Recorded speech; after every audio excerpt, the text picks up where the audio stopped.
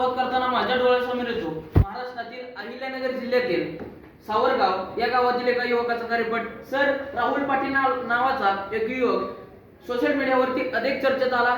राहुल शेतकरी कुटुंबातला, 2 वर्ष सलग दुष्काळ पडला, हातचं पीक गेलं, कर्जबाजारी झाला आणि त्याला अचानक वाटू लागलं, त्या क्षणी वाटू लागलं की हा जीवन काय उपयोगाचं, हा जीवन काय उपयोगाचं. त्याच दिवशी त्याने एका झाडाखाली लहान मुलांना एका आजीला शिकवताना पाहिलं. तो त्याच ठिकाणी आजीकडे गेला. आजीला म्हणाला की काय आजी, काय सांगाल, इतकी कठीण परिस्थिती असतानाही तुम्ही या मुलांना शिकवता. तर त्यावर उत्तर देत आजी हसत म्हणाली की बाळा, आपला श्वास चालू आहे ना, मग हे जीवन सुंदर आहे. अगदी याच वाक्यानं राहुलचं संपूर्ण आयुष्य पालटलं आणि तोच राहुल पाटील आज जगद्विख्यात झाला. त्याच राहुल पाटीलने आज सावर गावामध्ये एक अभ्यासिका स्थापन केली आहे आणि स्पर्धा परीक्षा करणाऱ्या विद्यार्थ्यांना तो त्या ठिकाणी मार्गदर्शन करतोय. ही आजची परिस्थिती आहे. असं मला वाटतं की आव्हानांचा डोंगर पोखारून संकटांना बेहत्तर करणारा ज्यावेळेस मी राहुल पाटील बघतो ना, त्यावेळेस माझ्या मनाला खरंच वाटतं हे जीवन सुंदर आहे. अगदी हाच विषय मांडण्यासाठी मी व्यासपीठावर उभा आहे. नमस्कार, मी काळवे समर्थ मनोहर, रयत शिक्षण संस्थेचे न्यू इंग्लिश स्कूल बनवडी, तालुका कोरेगाव, जिल्हा सातारा, बनवडीच्या मधीतला स्पर्धक विचारपीठावरती 100 नंबर विषय मांडतोय. हे जीवन सुंदर आहे. अगदी विषयाला सुरुवात करताना विषयाच्या काही मूलभूत संकल्पना स्पष्ट करणं गरजेचं वाटू लागतं. विषयाला नेमकी काय दिलंय, हे जीवन सुंदर आहे. हे दर्शक सर्वनाम आहे, जीवन हे नाम आहे आणि सुंदर हे विशेषण आहे. म्हणजे जीवनाला सुंदरतेची उपमा दिलेली आहे, म्हणजेच हे जीवन सुंदर आहे.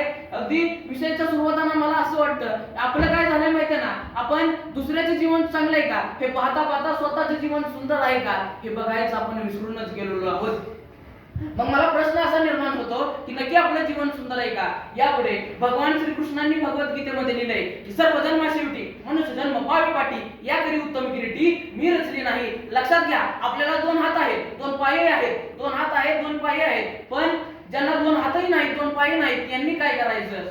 आज सोलापूर जिल्ह्याचे सुपुत्र IAS रमेश घोलप नावाचे अधिकारी आहेत, जिथे एका पायाने अपंग आहेत तरी देखील ते कार्य करतायत, प्रशासनात काम करतायत. त्यांना प्रश्न विचारला की घोलप साहेब, नक्की तुमच्या यशाचं गमक काय, तुम्ही का अपंग असूनही काम करताय. तर त्यावर ते प्रत्युत्तर देत हसत म्हणाले की मी पायाने अपंग आहे, जीवनानं नाही, कारण हे जीवन अधिक सुंदर आहे.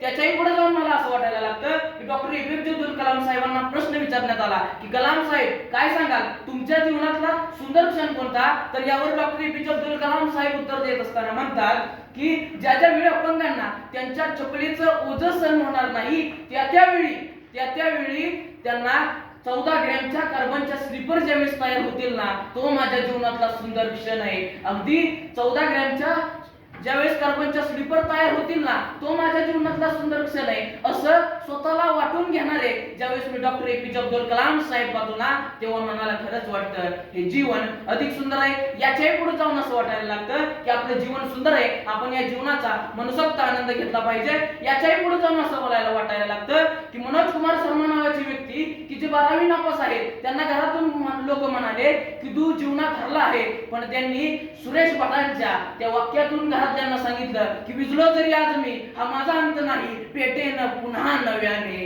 हे सामर्थ्य नाशवंत नाही. आज तेच मनोज कुमार शर्मा IPS अधिकारी झाले.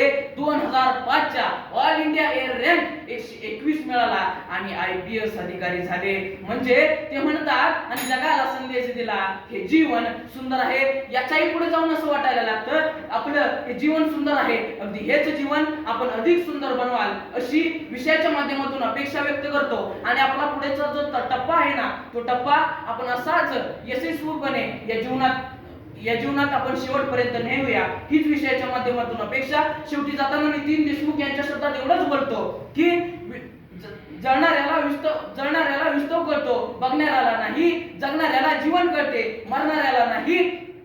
थांबायचे आहे तर समुद्राहून थांबू, काही राहिला सलाम माझा, खळखळणाऱ्याला नाही, काही राहिला सलाम माझा, खळखळणाऱ्याला नाही. मनपूर्वक धन्यवाद.